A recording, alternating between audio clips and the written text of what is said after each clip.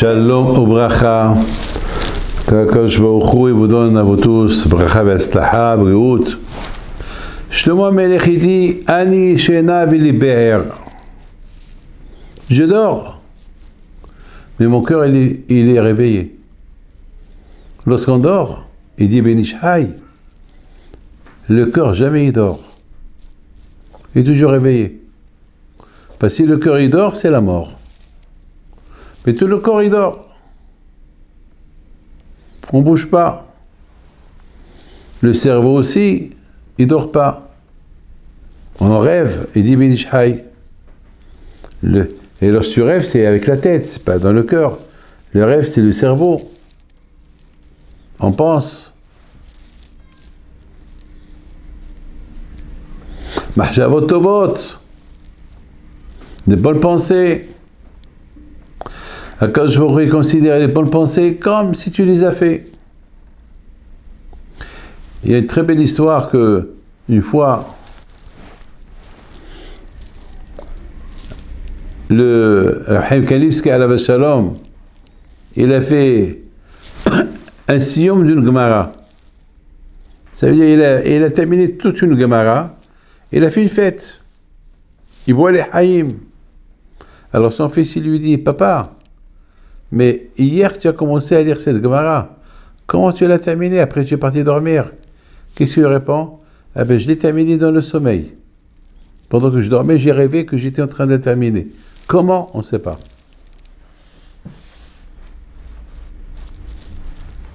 Vous voyez que lorsqu'on dort, le corps, il dort comme un mort, mais le cerveau et le cœur, ils restent vivants. Ani shena v'li be'er. Et l'histoire que je voudrais vous raconter aujourd'hui, c'est... Jamais j'oublierai ce que j'ai entendu de mes rabbanim. Mes rabbanim, toujours, ils disaient, il y a des gens qui se promènent dans la rue. Ils font des fautes. Ils mangent du taref. Ils font n'importe quoi.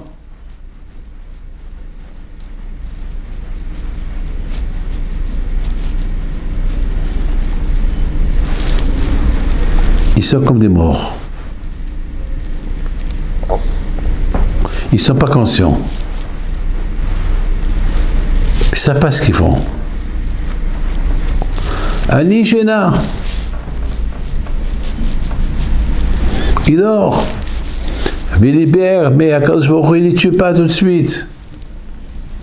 Il ne dit pas à Akadosh Baruch Hu, allez, khalas, je termine avec eux. Non. Akadosh Baruch Hu, il les laisse vivants. Même qui dort. Akadosh Baruch Hu, il les maintient. Peut-être ils vont faire teshuva un jour. Et beaucoup de fois, on a vu des gens qui font teshuva. Ils se réveillent. Ils se réveillent de leur sommeil. Ils ne s'endorment plus.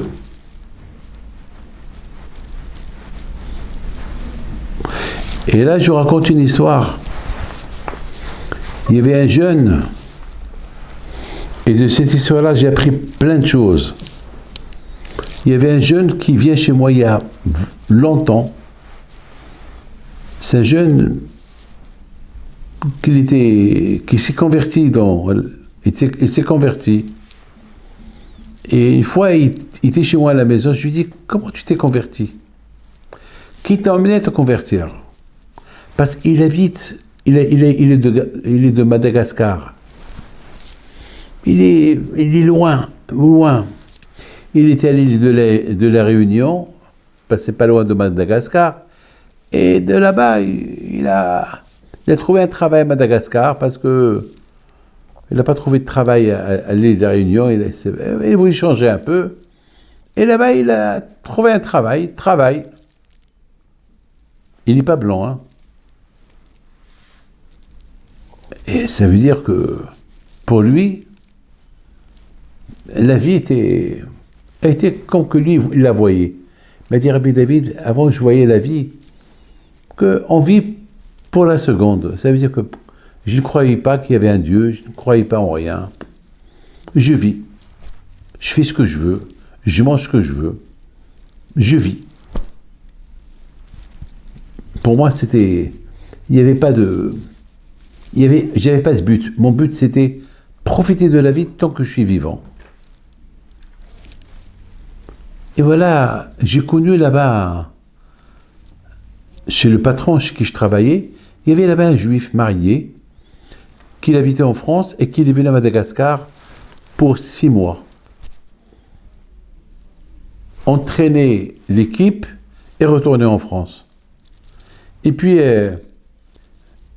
un jour, il a quitté un peu le travail tôt et dit, ce soir, c'est la fête chez moi. Ah, je lui dis, c'est quoi cette fête? Ben, c'est Pessah. C'est une fête de Pâques. Et c'est quoi cette fête? Off. Après la fête, je te raconte l'histoire. Non, ça vous dérange pas. Je voudrais vivre votre histoire. Racontez-moi votre histoire. Alors, je t'invite. Il m'invite chez lui. Et j'étais chez lui. Et j'ai vu comment lui racontait l'histoire de Pessah. L'esclavage et tout. Et on a fait 2 fêtes de Pessah. Et toute la fête de Pessah, je l'ai passée chez lui. Et après Pessah, j'ai dit à mon patron, j'ai dit, si tu retournes à Paris, je veux retourner avec toi. J'ai un peu d'argent pour payer mon billet. J'ai envie de me convertir. Votre histoire, elle a un but. Et je vais devenir comme vous. Mes amis, c'est ce qu'il a fait. Il s'est converti, très orthodoxe. Il s'est marié, il n'avait pas des enfants pendant 10 ans. Et pendant 10 ans, il venait chez moi pour avoir des brachot, pour avoir des enfants. Aujourd'hui, Baruch Hashem a des enfants. Alors moi, je me suis dit que, regardez, ce monsieur-là, lui-même, il a dit, je suis noir. Mes parents, ils étaient des esclaves. On n'avait pas de but, on n'a aucun but, on croit en rien. Notre but, c'est de quoi manger, de quoi vivre. Et j'ai découvert qu'il y a un but. Le fait de parler de la sortie de l'Égypte, c'est un but. Voilà l'histoire.